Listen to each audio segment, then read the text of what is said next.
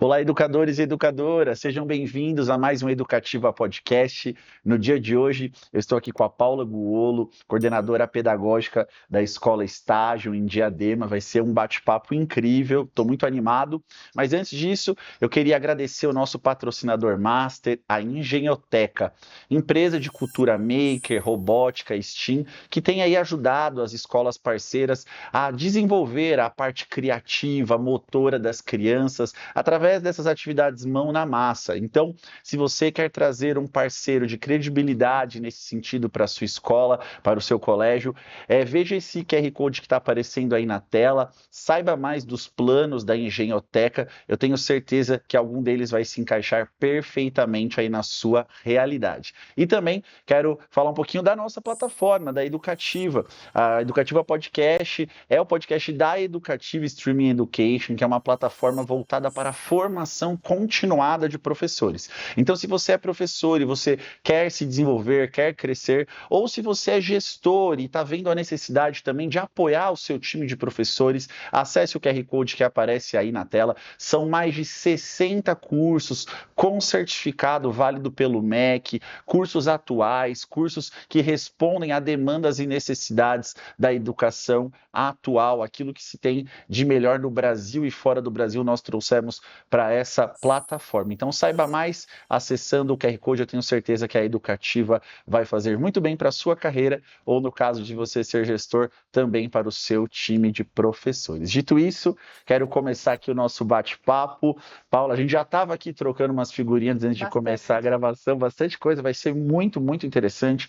Paula, muito obrigado por ter vindo, por ter participado. Eu queria, no primeiro momento aqui, já te dar a oportunidade de contar para quem nos assiste. Eu também quero conhecer um pouco mais da sua história, quando foi que a sua história se entrelaça com a educação e como você chega, então, a ser coordenadora pedagógica. Fica à vontade, muito obrigado mais uma vez. Obrigada pela Educativa, né? Uma plataforma incrível que vem crescendo bastante, que traz muita oportunidade aí para todos os professores que estão em processo e aqueles que já estão no caminho há muito tempo. Eu comecei, a educação ela foi meio por acaso para mim, né? Eu sou bióloga formada e eu comecei pela educação ambiental. Então, minha pós-graduação é em educação ambiental. Comecei fazendo educação não formal e surgiu uma oportunidade de trabalhar na educação privada. Fui sem pretensão nenhuma, inspirada por um grande professor, que foi um professor que eu admirei muito na época do colégio, Marcelo Suerrara, que era o meu professor de biologia no estado, e eu sempre enxerguei nele uma pessoa assim de muita importância nesse processo, né, sabendo que eu vim de uma escola do estado e que a gente sabe que as oportunidades às vezes são diferentes. Ele foi uma pessoa assim que ele realmente me inspirou muito em querer ser melhor. Então eu acho que a minha história ela começa em querer fazer a diferença em vida de pessoas, assim como alguém fez a diferença na minha vida, né? Então, eu fui para a escola, ele foi meu colega de trabalho depois. Olha, que legal. Ele foi 2 vezes, né, minha inspiração. E daí eu continuei no ramo acadêmico como professora de ciências e biologia do ensino fundamental, ensino médio. E aí eu sempre gostei muito de estudar, gosto de inovar na educação, gosto de preparar aulas diferentes, sempre tive essa vontade de inspirar, né? Então, acho que essa era uma grande vontade.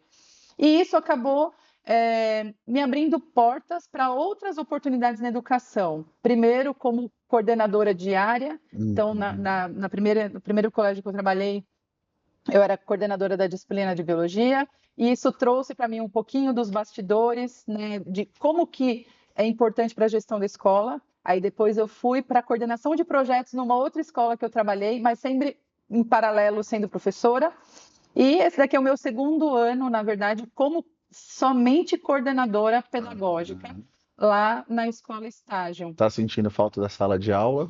Não, porque eu entro na sala de aula. Então tá bom. Eu não consigo ficar longe da sala de aula. Então, é uma escola bastante dinâmica e que me oportuniza isso também, né? Continuo trabalhando com formação, então, na verdade, a minha sala de aula mudou, né? Porque eu gosto de formação de professores também, gosto da gestão da escola, então eu acho que eu consegui hoje unir duas coisas que me fazem muito bem. Que ótimo. E apesar dessa carinha de nova, já são 25 anos 25 na anos dando aula, educação. 25 anos na educação. Muito quando eu falo os números, assim, assusta um pouco. Mas parece que foi ontem também que começou. Sabe que esses dias eu tava falando com alguém, e aí eu lembrei de uma parte da minha vida, e aí esse ano completa 20 anos daquela época. Me deu um choque. 20 anos não parece, quando Porque você a gente não lembra. amadurece, essa é a verdade. Nossa, aquilo já faz 20 anos. É Passa bastante realmente tempo. muito rápido. Mas que legal essa sua transição, essa sua história, né? Eu queria que você falou que gosta muito dessa parte da formação de professores, né? Gosto. E a gente estava comentando um pouco antes de começar sobre uma espécie de desafio geracional, né?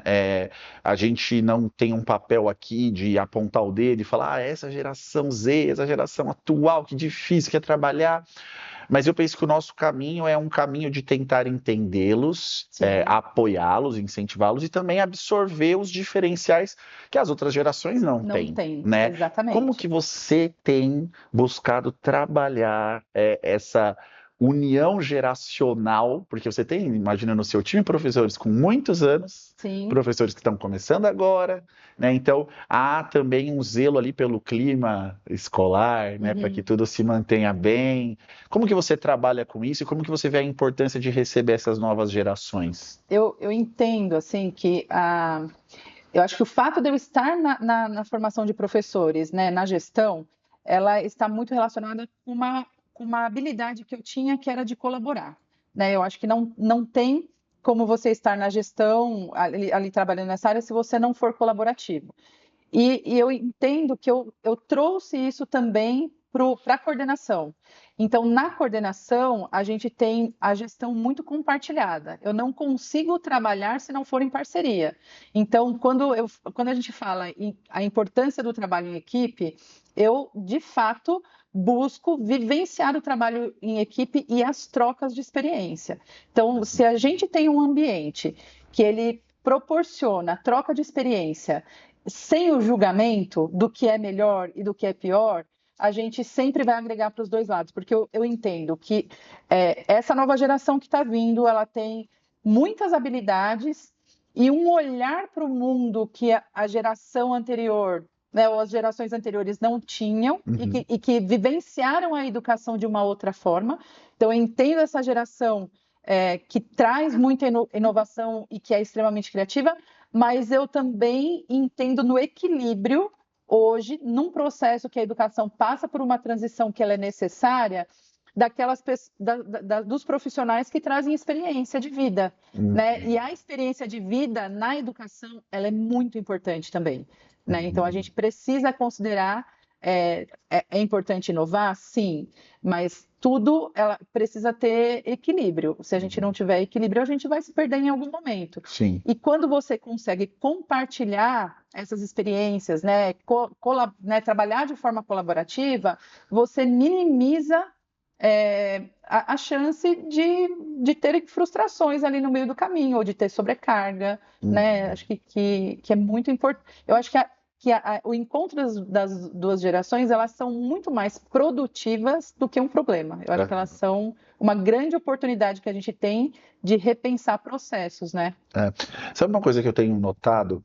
Eu não sei qual é a sua visão sobre isso, né? A gente vê alguns números, algumas notícias, estudos apontando que tem diminuído o interesse pelos cursos de pedagogia em alguns estados e também as licenciaturas, né? E também um outro dado um pouco alarmante que diz sobre a desistência ao longo do curso, né? Em pedagogia chega quase a 50%. Então, o jovem começa e desiste desse curso superior. Eu não sei, mas a gente está falando da geração mais afeita à tecnologia que já existiu, a geração que já nasceu mexendo no celular, né? Você acredita que quando essa geração ela vai para esses cursos de pedagogia, licenciatura, e ela percebe que ainda existe um caminho muito grande, embora as escolas se esforcem para serem tecnológicas, para serem multimídia, quando esse profissional, enquanto esse ser que nasceu nessa geração, né? Como uma professora trouxe esses dias, né? É a geração que vai folhear o livro e tenta dar o zoom, né? Na página do livro, né? Talvez seja o papel da escola, talvez seja uma pergunta um pouco complexa, mas como em algumas áreas já ocorreram, de tentar dizer para esse jovem, olha, é atrativo, é uma carreira interessante, algo que no passado não precisava, porque era super bonito você falar, eu sou professor, eu sou professora.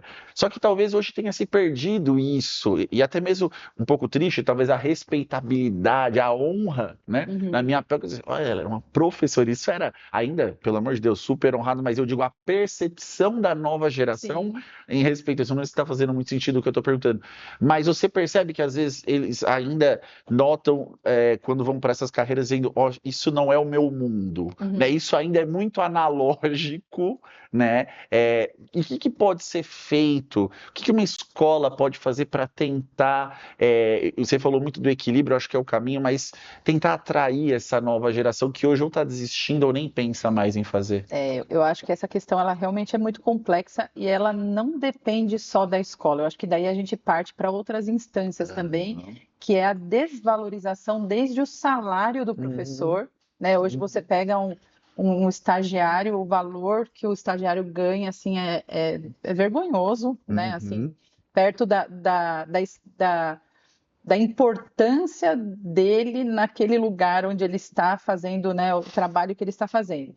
Então, eu entendo que isso tem, assim, deveria ter um compromisso, né, de políticas públicas ali para essa revalorização do profissional da educação, mas enquanto escola, eu acho que a gente não pode reforçar essa desvalorização.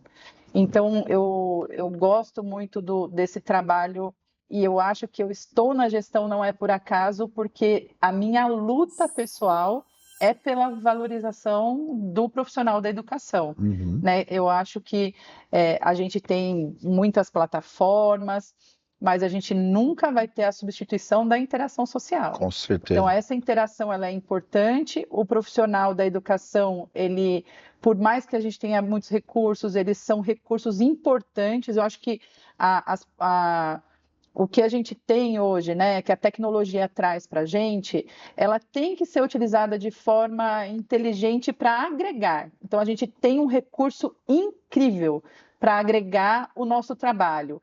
E uma coisa nunca vai substituir a outra, né? Mas elas podem muito bem trabalhar juntas. Eu acho que é isso que a gente precisa incentivar na instituição, que é essa tecnologia junto com a pessoa, né? E que eles possam trabalhar juntos. Mas eu entendo, sim, que existe... E a desvalorização, ela vai acontecendo no efeito em cadeia, né? Então, assim, eu não tenho uma política pública legal, aí eu tenho escolas que têm, infelizmente, processos que massacram ali o professor, muita gente estressado, cansado. Aí você tem hoje as redes sociais que elas potencializam aquela parte negativa, né? Que são as fofocas, que são...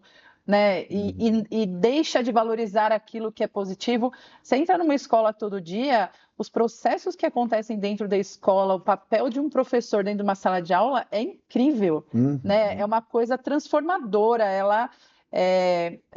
O professor, quando a gente fala que ele transforma vidas, a gente não está brincando, né? E é algo muito importante. Hoje essas crianças, elas passam a maior parte da vida delas, né, na infância e na juventude, nas escolas, né? Então, como que eu não valorizo isso? Como que uma família não valoriza? Como que a escola não valoriza? Né? Como que o Estado não valoriza? Então, a gente precisa mesmo desse movimento de pessoas e de plataformas que tragam esse lado, que é o lado positivo, né? Chega de ficar enaltecendo aquilo que não precisa mais, né? A gente, eu Os vejo profetas do caos, né? Já tem muitos, né? A educação exato. brasileira é uma porcaria. Chega de falar isso, né? Vamos tentar fazer alguma coisa para deixar de ser, né? Então, assim, a gente precisa ter pessoas, e se essas pessoas estiverem na gestão da escola, isso melhor ainda, que acreditam que a gente consiga reverter essa imagem para uma imagem de resgate do valor que é o valor que o professor tem, o educador tem, né? Muito bom. Eu vou fazer um gancho nessa pergunta, trazendo, acho que, um outro elemento fundamental, né? Falamos aqui dos professores, da tecnologia, e eu queria falar um pouco com você sobre o papel das famílias, né?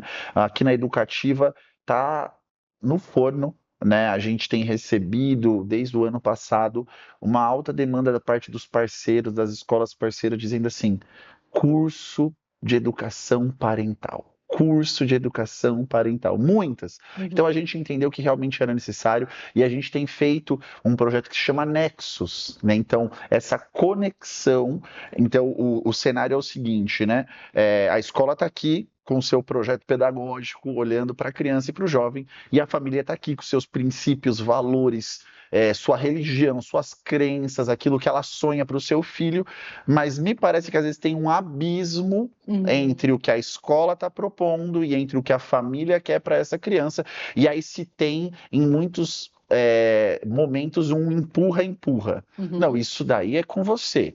Não, isso aí é sua responsabilidade. Ou no setor privado, eu te pago para isso, que é o pior de todos os cenários, né?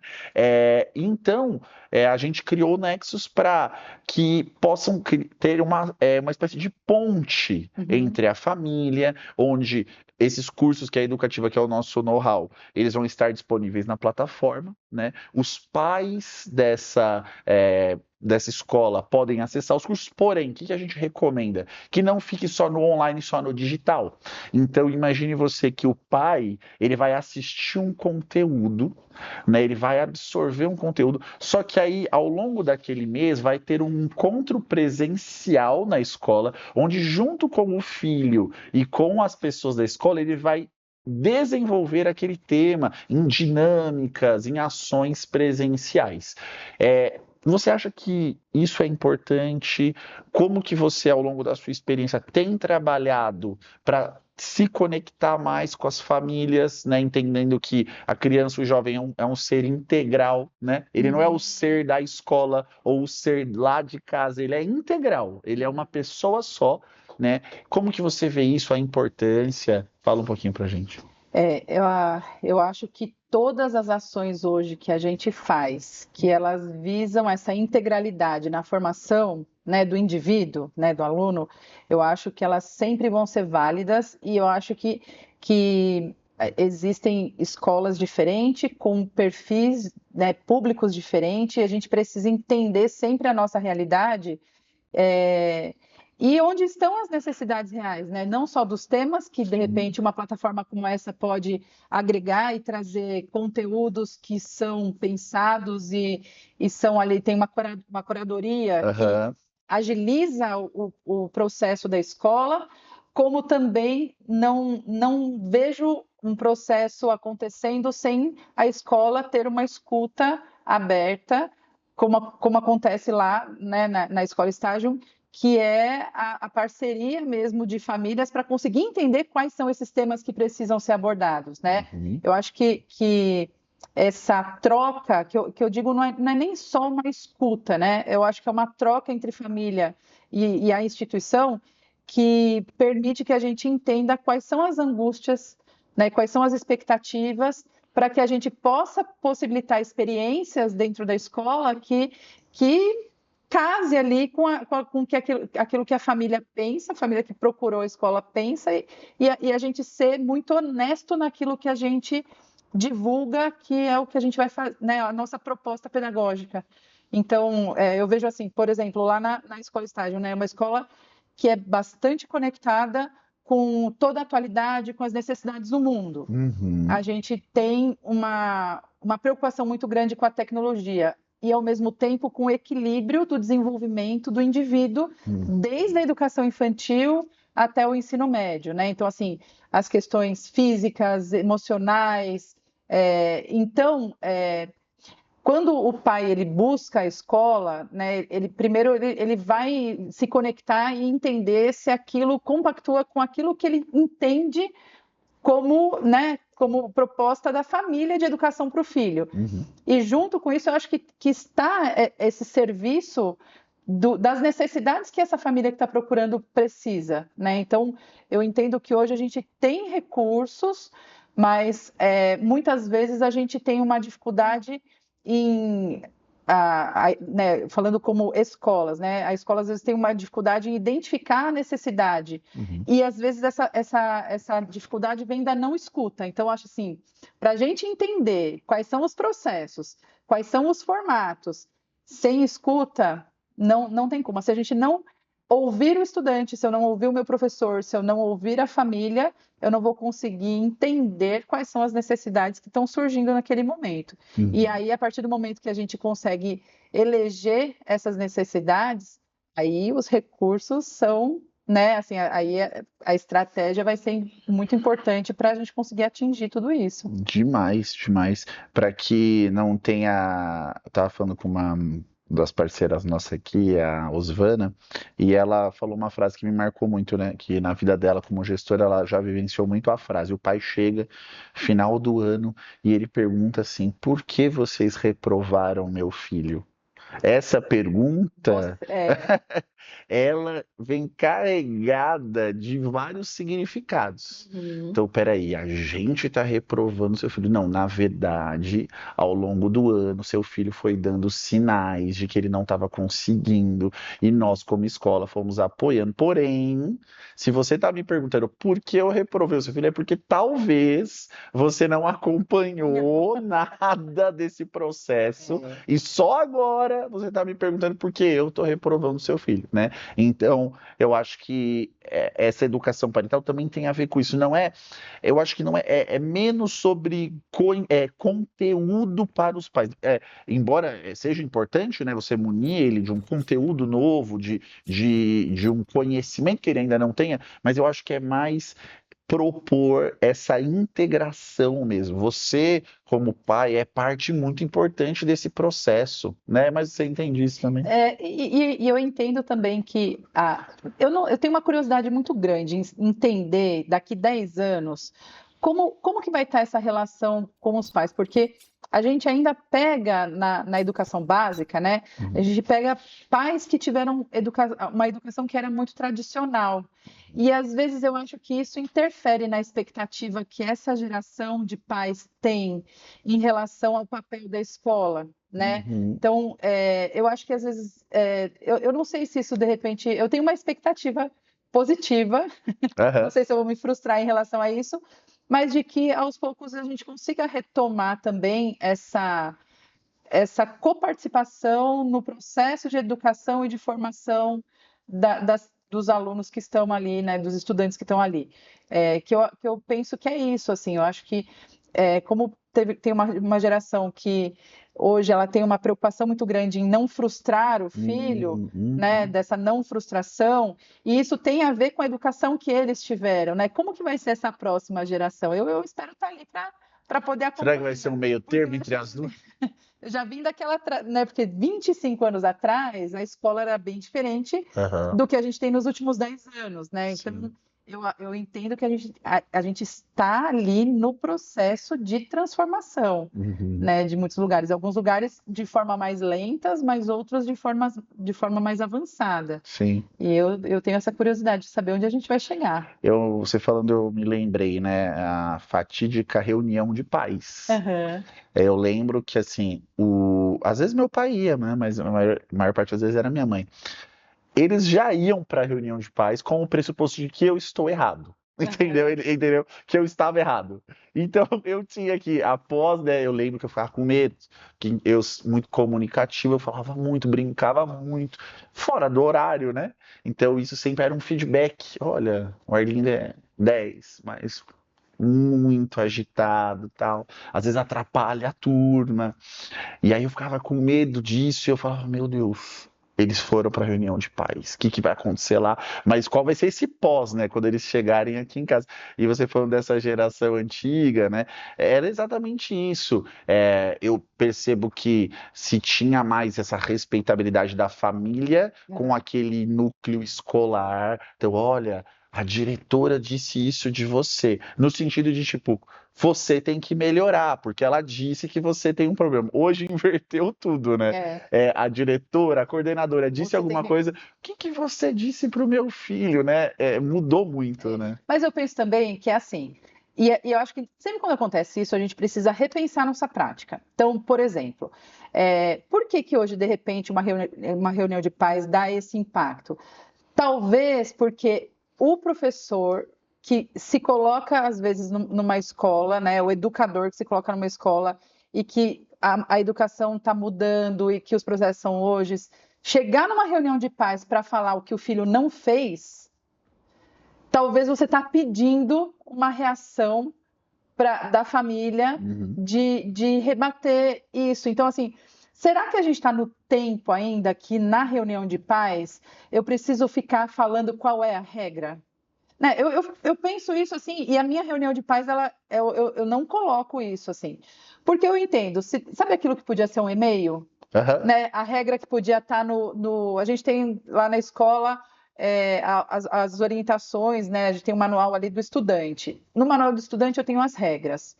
Eu preciso repetir. Então, quando eu faço uma reunião, a minha preocupação é no que eu preciso de parceria dessa família para os projetos e processos que a gente está pensando para o ano. Então, por exemplo, na reunião de pais desse ano, do Fundamental 2 e Médio, eu trouxe os dados que a gente tinha em relação a quais eram, qual era a linha de desempenho que a gente pensava em atingir, ao mesmo tempo, quais eram as habilidades que a gente buscava trabalhar com os filhos, né, dessas famílias naquele ano. Nós trouxemos quais eram os temas da escola que a gente pensa em trabalhar e de que forma que a gente pensa em trabalhar. Por quê? Porque às vezes o ataque da família ela está muito relacionada com ela não saber o que está acontecendo dentro da escola. E aí, quando ela não sabe o que está acontecendo dentro da escola, ela pode imaginar o que ela quiser. E aí, a nota que não saiu do filho dela foi culpa do professor, porque ela, na verdade, ela não sabe o que o professor fez, como ele fez, para conseguir atingir aquilo. Então, eu acredito muito nesse diálogo, porque daí não fica mais, a gente não fica apontando o dedo e a família não fica apontando o dedo. Aí você traz a família para uma parceria. Então, assim, sabe aquilo que você faz no planejamento no começo do ano com seus professores? Eu trago o planejamento para a reunião de pais. Então, assim, olha, como que nós estamos pensando o ano do seu filho? Quais são as experiências que a gente pretende para ele? Como que a gente pretende? Quais são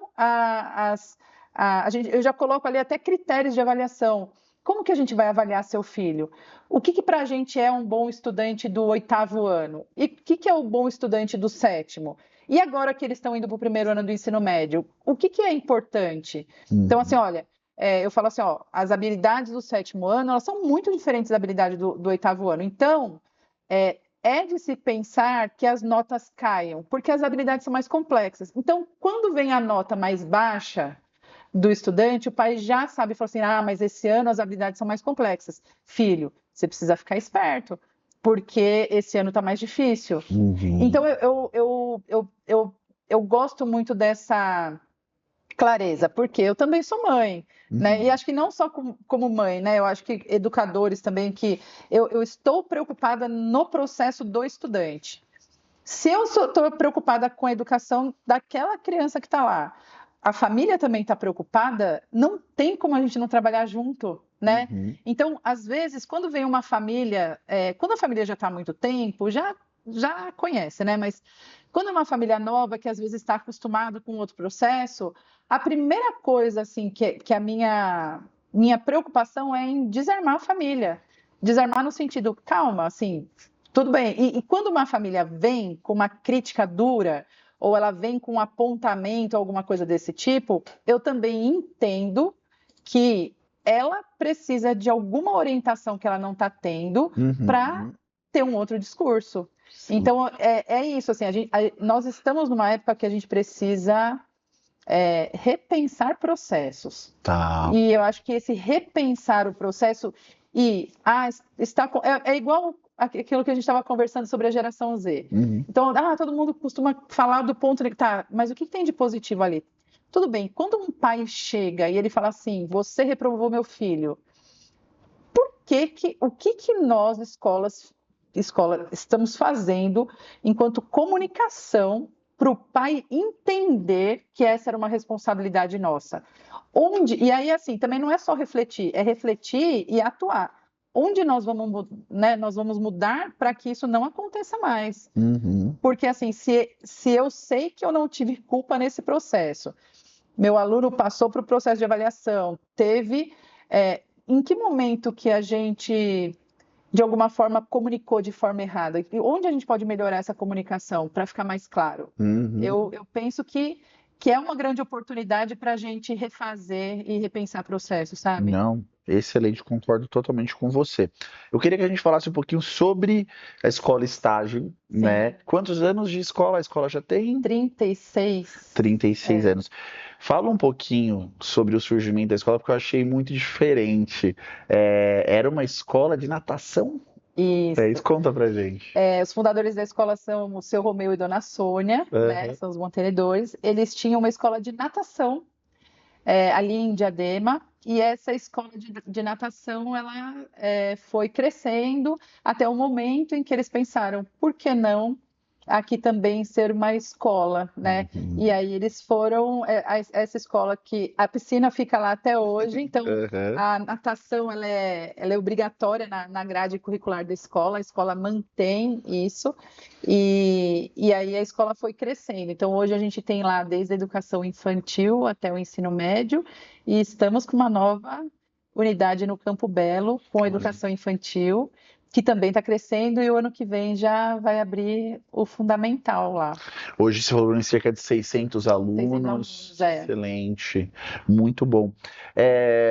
Antes de começar a gravar, a gente está falando de projetos. Você falou de um que me chamou muito, muito atenção. Eu queria que você compartilhasse, que é esse que fala sobre certificado de habilidades específicas. Explica um pouco sobre isso. Uma angústia que a gente sempre teve na escola é assim, né? A gente sempre fala da formação integral do estudante, mas quando a gente vai avaliar, a gente acaba avaliando só o lado intelectual, né? A escola estágio, por essência, ela tem essa preocupação nesse respeito ao processo de desenvolvimento e protagonismo do estudante. A gente entende que o protagonismo é aquilo que vai fazer com que a integralidade no processo de formação aconteça. E dessa forma esse estudante ele ser alguém que seja atuante, né, e transformador do mundo onde ele se encontra. E então chegou um determinado momento em que a avaliação em relação a conteúdos e habilidades do material didático e a gente ter uma nota ali, ela não representava para a gente aquilo que a gente tinha enquanto processo da escola. E foi daí que surgiu o certificado de proficiência. Então, o estudante da escola, estágio, né, quando ele se forma no final do terceiro ano do ensino médio, além dele sair com histórico escolar, ele também sai com o certificado de proficiência. Então, na escola, a gente tem os eixos, né? Desses eixos existem algumas competências que são as competências que a gente entende e que a gente pesquisa, né? Porque a escola, o educador, ele sempre em primeiro lugar, ele tem que ser um pesquisador. Então a gente pesquisa sobre as competências que são necessárias para o mundo de hoje. E os projetos da escola, eles são avaliados por essas competências também. E aí, essas competências, elas geram uma nota, né, que vai para o certificado de proficiência. Então, tem coisas como criatividade, comunicação, liderança. E esse certificado, ele é muito importante, por quê? Porque a escola está atestando, primeiro, que houve uma preocupação em desenvolver essas habilidades e essas competências nos estudantes. E a gente certifica aquilo. Então, quando esse estudante ele vai para uma escola fora, né? Ele quer uma escola internacional, ou mesmo algumas faculdades que tem aqui, ele já tem um currículo formado. Então, a gente pensa muito e a gente fala com os estudantes desde o fundamental, a importância da formação do seu currículo. Quem é você? Quem que você vai se mostrar? Então, a gente faz uma série de experiências, tanto que os itinerários formativos lá, os estudantes participam desde o 9º ano. Então, o ensino médio, a gente tem essa obrigatoriedade, mas a gente entende que o 9º ano participar já desenvolve uma responsabilidade, uma maturidade em escolhas, e aí ele consegue já escolher itinerários que vão contribuir para a formação dele, e tudo isso gera já um currículo que ele vai sair no final do ensino médio, além de um certificado de tecnologia que tem na escola. Então, a escola também, a partir do 9º ano, os alunos têm aula de tecnologia no currículo, né? Sim. Então, ele sai com o certificado de tecnologia, ele tem o histórico, ele tem a proficiência e todas as experiências que eles passam ali. Então, existe uma preocupação, por exemplo, na escola, nos estudantes que se interessam pela área, fazer iniciação científica. Então, a gente tem parceria com a Unifesp, com a UFABC, de participarem do programa do PIBIC. Hoje a gente tem uma parceria muito legal com a Mauá, que traz, né, toda essa parte de inovação e tecnologia, e participam dos nossos itinerários também. Então, existe essa preocupação mesmo na construção desse currículo, desse projeto eu acho que aí a gente está falando do projeto de vida como essência, né? Não é a disciplina em si, mas é uma escola que tem todo o programa dela, desde do porteiro que está lá, ele está preocupado com a formação, com a saúde emocional, com as expectativas, com o projeto. Agora, no ensino médio, a gente tem um projeto muito legal, que é um projeto de análise de dados. Então, o que a gente tem? A gente tem uma plataforma que é nossa, onde a gente coloca todos os valores dos alunos ali em relação aos simulados que eles fazem. Aí, esses alunos, eles são incentivados a participar, por exemplo, do Enem no 1º ano, no 2º ano. Eles passam as notas que eles tiraram como treineiros, e aí a gente faz um plano junto com o professor de projeto de vida, plano de carreira. E esse plano de carreira vai desde como que eu monto meu LinkedIn. Olha só! Como que eu faço um currículo e me apresento para uma empresa. Existe uma conversa com as famílias de quais são as expectativas de universidade. Porque assim, hoje a gente tem que ser muito realista, né? Sim. Tem alunos que querem uma universidade federal. Tem aqueles que só podem uma universidade federal. Não é que eles querem, eles só podem. Então, tem os que querem, tem os que só podem. Tem aqueles que têm cursos onde a particular ela vai ser a melhor alternativa. Tem aqueles que vão, né? Quando você quer uma universidade federal, você quer ela próxima ou você quer ir para outro estado?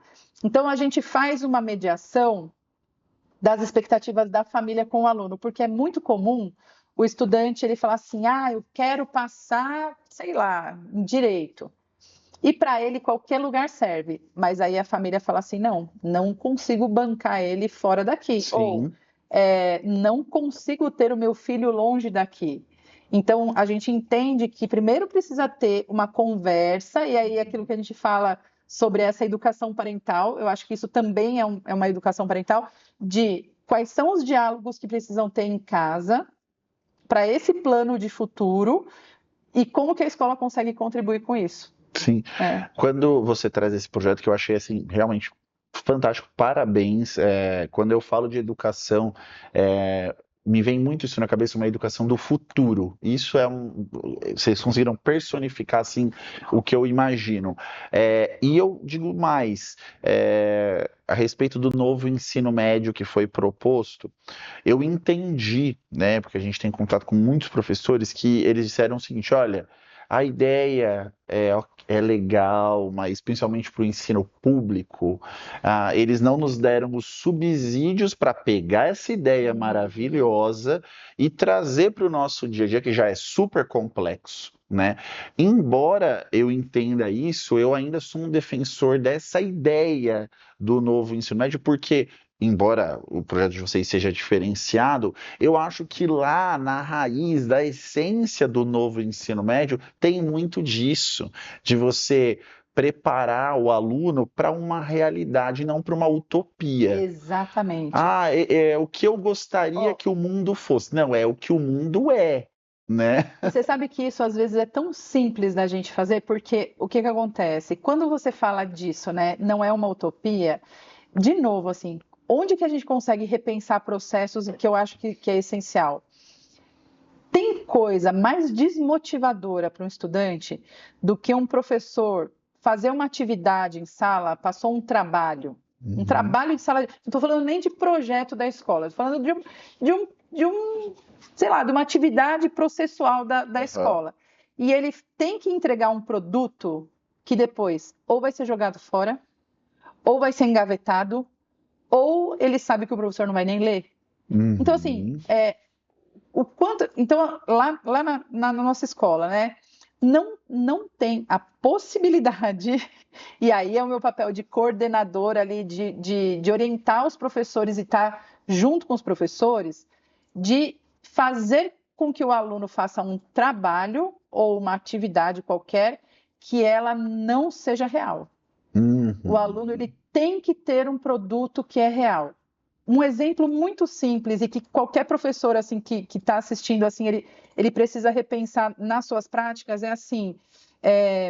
Tem uma professora de ciência incrível lá na escola que é a Ana Regina, e a Ana ela deu uma atividade para os estudantes que era um caso de investigação. Biologia, ciência forense ali. Que interessante. Foi fazer uma atividade muito interessante. Esses estudantes eles precisavam, como produto, criar um caso de investigação usando os conceitos da sala de aula como ela tinha ensinado. Então, ela trouxe a referência e os alunos tiveram que criar um caso de investigação. O que normalmente um professor... E é uma coisa muito simples que você muda, né? O que normalmente um professor poderia fazer? Ele poderia pegar o trabalho e falar assim, você tirou 3. Você tirou...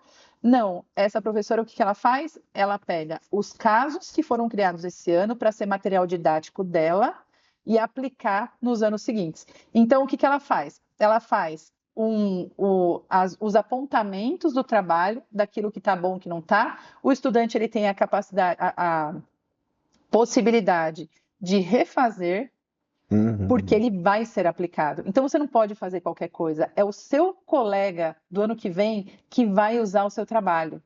Então virou assim na escola, por exemplo, uma disputa saudável de nossa, meu caso tem que superar esse ano. Não posso fazer qualquer coisa, porque olha o caso que eu recebi esse ano, a gente vai fazer um que ninguém vai conseguir encontrar quem, sabe? Então, assim... É aquela competitividade sadia que você precisa gerar. Exato. Não, e tem propósito, né? Então, o aluno, quando ele se dedica para fazer o trabalho, ele está se dedicando para fazer algo que é útil. Tem um projeto que a gente fez na escola, assim, que...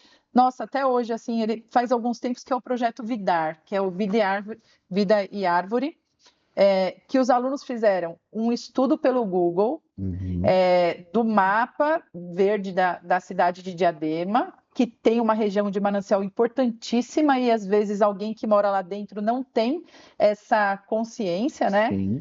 E aí a gente falou muito sobre os corredores verdes, a importância, né, de você ter...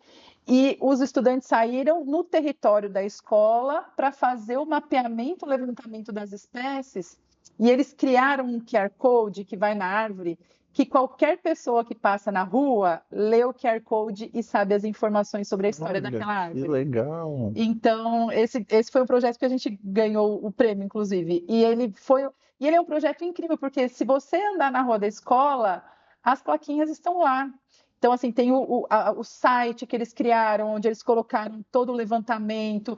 Isso cria identidade com o lugar onde eles moram, né? Assim, existe uma apropriação, assim, e que é isso, assim, a gente acredita muito nessa convivência, né, de você pertencer ao lugar onde você está. Então, como que a gente preserva a natureza se a gente não pertencer à natureza? Então, assim, qual é a história que essa árvore tem? Então, eles tocavam a campainha ali da casa dos vizinhos da escola para saber desde quando aquela árvore estava lá, se tinha alguma história interessante sobre aquela árvore, e aí eles descreviam sobre aquela árvore. Então, assim, incrível, né? Assim, não, eu falo assim, são projetos que têm propósito. Então, o aluno ele vê a produção dele, que é o que eu falei.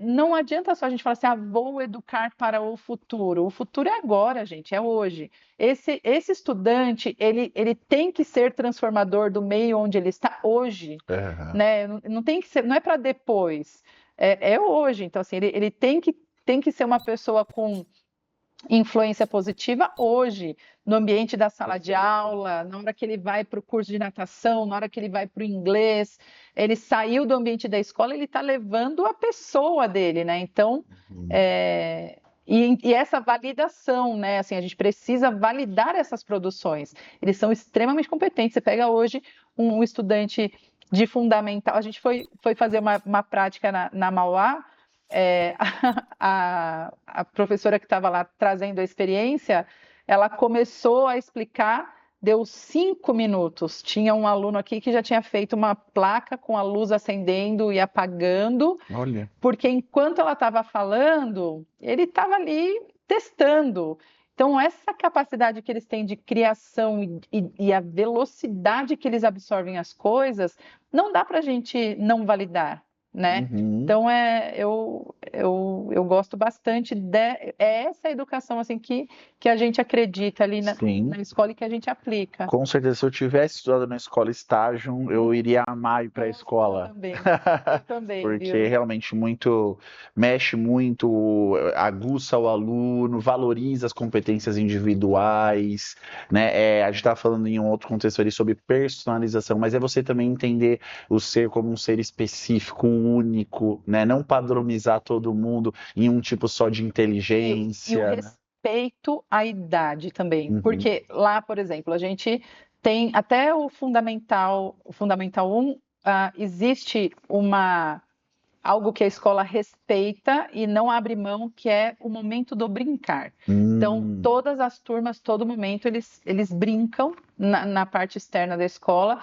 É uma brincadeira supervisionada, né? Que você está ali gerenciando o risco do aluno, mas eles estão simplesmente brincando. Não existe o direcionamento da brincadeira, porque a gente acredita que esse brincar é o que vai desenvolver toda a experiência do corpo da criança para que ele possa ser criativo e inovador. Então, quando eu recebo um professor novo, por exemplo, no 6º ano, e aí vem a importância da escola como formadora também, né? Esse meu aluno, por exemplo, ele não foi treinado para fazer uma questão de múltipla escolha. E eu não quero que ele saiba fazer no 6º ano ainda. Ele está começando a ter essa experiência. Então, a gente não antecipa. Por que eu preciso treinar o aluno do fundamental, né? Assim, eu tenho uma falsa impressão de que ele sabe, mas, na verdade, a essência, que são as habilidades que ele precisa desenvolver da infância, não foram desenvolvidas. E aí, depois, isso na parte socioemocional, ela vai potencializando conforme vai passando o ano. Então, quando você respeita a idade e o que precisa acontecer naquilo, e não antecipa muitos processos, né, não tem essa antecipação, você permite o processo natural e criativo da criança. Bacana. Então, por exemplo, eu tenho um estudante do 6º ano que ele vai ter dificuldade, sim, em fazer uma prova de múltipla escolha. Mas, se você colocar um desafio de inovação para ele, ele vai ser incrível. Sim. Né? E então você vai trabalhando realmente de forma processual. Processual. Né? Incrível, incrível. Eu amei tudo que a gente conversou aqui, esses projetos inovadores da escola de vocês, também sua experiência foi demais. Eu queria te dar uma oportunidade agora, Paula, de você fazer 2 tipos de divulgação.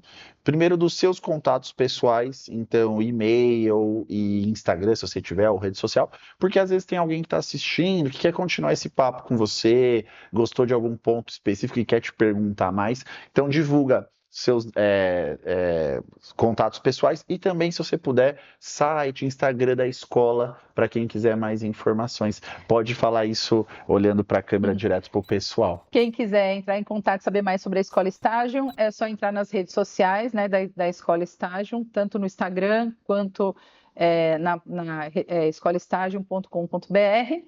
E os meus contatos, eu tenho Paula_Golo no Instagram ou paulagolo@gmail.com. Maravilhoso. Eu agradeço demais estar aqui, foi uma conversa muito bacana. Eu espero que vocês me convidem de novo. Vai, com certeza, pode esperar. Vai ter a parte 2 desse papo. Obrigado pela sua disponibilidade mesmo. A gente te espera outras vezes aqui. E agradecer você que nos acompanhou até esse momento. Espero que tenha sido enriquecedor para você, para a sua carreira. Agradecer mais uma vez a Engenhoteca, nosso patrocinador, tem acreditado nesse projeto. Acesse o QR Code, saiba mais sobre essa empresa e também conheça a Educativa, né? Nossa proposta é realmente trazer mais conhecimento, mais qualidade, crescimento para a sua carreira e também para você que é gestor, poder oferecer isso para o seu time de educadores, de professores que você gerencia. Eu te espero no próximo episódio aqui do Educativa Podcast, sempre com um convidado muito especial. Até mais. Tchau, tchau. Tchau, tchau.